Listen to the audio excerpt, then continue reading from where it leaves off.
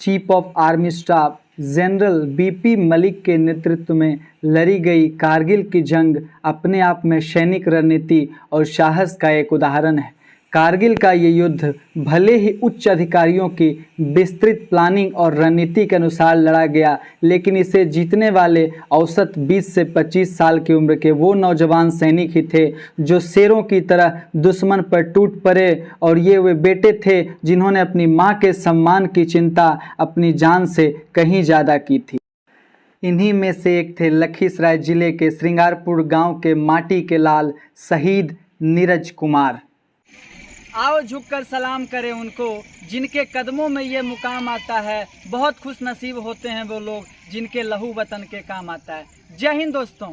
आज हम लखीसराय के माटी के लाल नीरज कुमार जो कि कारगिल में शहीद हो गए थे, जो कि यहाँ के श्रृंगारपुर गांव के रहने वाले थे मित्रों, उनकी वीर गाथा का वर्णन आज हम करते हैं।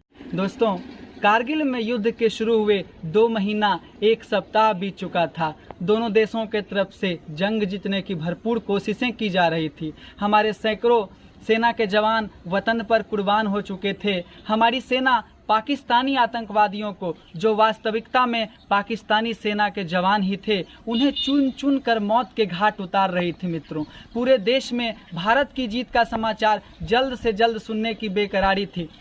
हमारी सेना के जवान उन दुर्गम चोटियों पर जहां पाकिस्तानी सेना ने धोखे से कब्जे में ले लिया था, उन दुर्गम चोटियों को एक कर फतह कर उस पर तिरंगा लहरा रहे थे। वही उनके परिवार वाले उनकी सलामती की दुआएं कर रहे थे और जल्द से जल्द भारतीय तिरंगे को कारगिल पे लहराते देखना चाहते थे। पर आज के दिन यानी 12 जुलाई 1999 के दिन दोस्तों, लखीसराय पर गमों का पहाड़ बनकर टूटा जब यहाँ की माटी के लाल नीरज कुमार सिंह कारगिल में जाबाजी से लड़ते हुए शहीद हो गए और देश के लिए अपनी सर्वोच्च बलिदान दे दिया। लखीसराय के श्रृंगारपुर गांव के इस लाल ने ऑपरेशन विजय में अपना योगदान देकर और अंततः सर्वोच्च बलिदान देकर इस माटी का गौरव को बढ़ाया और सदा के लिए हमारे स्मृति पटल पर गौरव का भाव और अपने राष्ट्र के प्रति देशभक्ति की अग्रिम चेतना का बीज बो गए। पर उनके परिवारों पर जो गमों का पहाड़ टूटा, यह हम सबको झकझोर गया। और उनकी पत्नी रूबी देवी,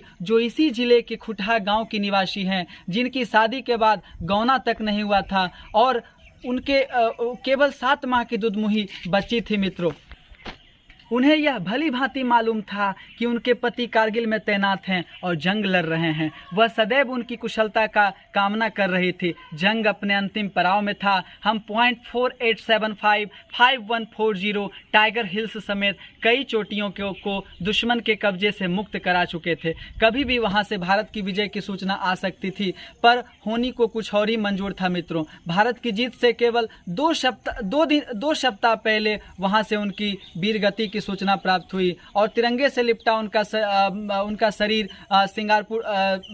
सिंगारपुर गांव पहुंचा मित्रों। और हमारा देश कैप्टन विक्रम बत्रा के शहादत से उभर भी नहीं पाया था और इस तरह का दुखद और असहनीय और पीड़ादायी समाचार सुन के पूरा देश शोकाकुल हो गया था। यहाँ के सारे बुजुर्ग बताते हैं, शहीद की शहादत और शहीद की आखिरी विदाई सही मायनों में पहली बार देखी थी। कहते हैं कि पूरा बटालियन आया था, राज्य की पुलिस उनके साथ थी और लोगों का जनसैलाब उमड़ पड़ा था। क्या आम, क्या खास, क्या छोटे, क्या बड़े, सब अपने इस माटी के लाल की एक झलक पाने को बेकरार थे। भारत माता की जय, शहीद नीरज अमर रहे के नारों से पूरा पटल गुंजायमान हो रहा था। पूरे राजकीय सम्मान के साथ शहीद नीरज कुमार को आखिरी विदाई दी गई। तो आज उनके 22वें शहादत दिवस पे हम उन्हें अपनी भावभीनी श्रद्धांजलि अर्पित करते हैं। भारत माता की जय! भारत माता की जय! वंदे मातरम! शहीद नीरज अमर रहे! शहीद नीरज अमर रहे! डियर फ्रेंड्स, आज हम कारगिल युद्ध में शहीद हुए नीरज कुमार के घर पर आए हैं। नीरज कुमार भारतीय सेना में नायक के तौर पर कार्यरत थे। वो कारगिल के दौरान बटालिक सेक्टर ग्रेनेडियर 22 में तैनात थे। मगर दोस्तों, दुख की बात यह है कि कारगिल युद्ध के समाप्त होने के महज कुछ दिन पहले यानी आज के ही दिन 12 जुलाई 1999 को वो जंग में लड़ते लड़ते वीर गति को प्राप्त हुई। आज शहादत के 22 वर्ष पूरा होने के बाद भी पूरा लखीसराय और संपूर्ण देश ऐसे महान रणबांकुरों को हमेशा याद करता है। कहते हैं ना कि शहीदों के मज़ारों पर लगेंगे हर बरस मेले, वतन पर मरने वालों का यही बाकी निशान होगा। तो दोस्तों, इसी कड़ी में आज हमारे साथ मौजूद हैं शहीद नीरज कुमार की पत्नी रूबी देवी। उनके बारे में बता दें मित्रों, वो वर्तमान में उत्क्रमित मध्य विद्यालय सिंगारपुर में शिक्षिका हैं। तो सबसे पहले मैम, आप हमें ये बताइए कि आप कारगिल के उस युद्ध को कैसे याद करते हैं? कारगिल के युद्ध में हम याद करके उन्हीं के याद में हम जी रहे हैं और इतना दिन से रह रहे हैं। और यहाँ जिले वासियों जो हैं कोई मतलब याद, प्रशासन विभाग से कोई तरह की याद नहीं करते हैं और इनके बारे में हम क्या बोले। बिल्कुल। तो मैम, आपकी नीरज जी से आखिरी बात कब हुई थी? शहीद होने से पहले वो आखिरी बार घर कब आए थे? जिस समय वो कारगिल जा रहे थे उसी समय, हैदराबाद से कारगिल जा रहे थे, उस समय उनको खाता खुलाने के लिए यहाँ भेजा गया था। उस समय मोबाइल की तो जुग नहीं थी, लेटर आती थी उस समय। तो मैम, आप ये बताइए, आप नीरज जी के साथ जुड़ी कुछ यादों को, सुनहरी यादों को हमारे साथ शेयर करना चाहेंगे?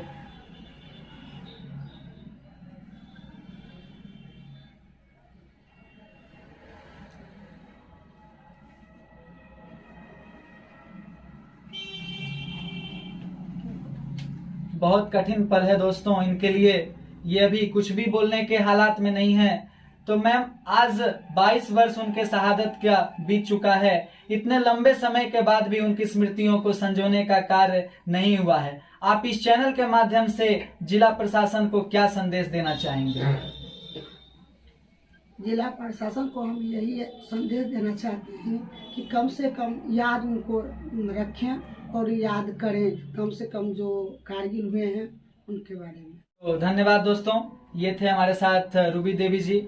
इनका हमारे चैनल इस पे आने के लिए हार्दिक शुक्रिया, धन्यवाद। दोस्तों, आप लोग से एक छोटा सा रिक्वेस्ट है कि जब नीरज कुमार कारगिल के युद्ध के दौरान शहीद हुए थे, तो हम में से बहुत सारे नौजवान साथी ऐसे हैं जिनका उस समय जन्म भी नहीं हुआ था। तो मैं चाहता हूं कि इस वीडियो को आप लोग ज़्यादा से ज़्यादा शेयर करें, कि जो भी नौजवान साथी इस वीडियो को देखें, इस माटी के लाल को देखें और हमेशा उनकी गुणगान और गौरव गाथा इसी तरह से उनके ही मार्ग पे चलने का प्रयत्न करें। तो ज़्यादा से ज़्यादा वीडियो को नौजवान साथियों तक पहुँचाएँ, यही मेरा आपसे अंत में विनती है। थैंक यू दोस्तों, जय हिंद।